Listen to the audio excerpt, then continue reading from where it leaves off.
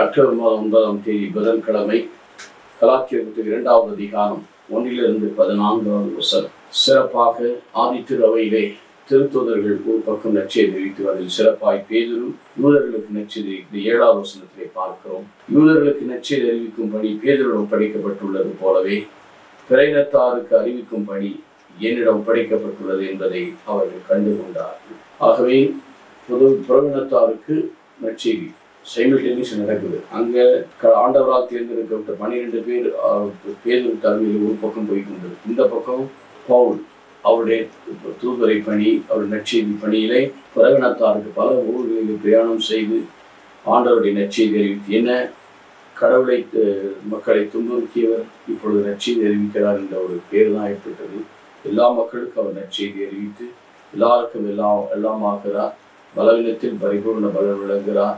கிறிஸ்துவனுடைய பலத்தை கொண்டு அவர் நிறைவுள்ள வல்லமையோடு ஆண்டவருடைய துணையை கொண்டு பரிசுத்தாவுடைய துணையை கொண்டு வல்லமையாய் செயல்பட்டார். பரவலத்து அப்போஸ்தலராக அப்போஸ்தலர்கள் ஆண்டவரோடு இருந்தவங்களுக்கு தான் அப்போஸ்தலர்கள் சொல்லுவார். ஞானஸ்தானத்திலிருந்து அவர் விண்ணகம் செல்கிறார். ஆனால் அவர் இல்லாது இருந்த போது கூட அவர் அப்போஸ்தலனுக்குரிய தகுதி மிகச்சிறப்பாக உயிர்த்த கிறிஸ்துவுக்கு சாட்சியாக தன்னுடைய வாழ்க்கையின் வழியாக இருந்ததினால் அவர் புறவினத்து அப்போஸ்தலராக அவர் கருதப்படுகிறார்.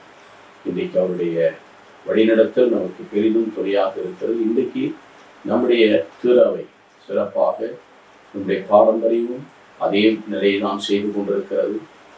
விசுவாச வளர்ச்சியிலும் வாழ்விலும் அன்னைவருடைய பங்கேற்பு மீட்பின் திட்டம் இவைகளெல்லாம் நமக்கு வழிநடத்தி காலத்துக்கு ஏற்ற முறையில் செயல்படுத்தி கொண்டிருக்கிறது.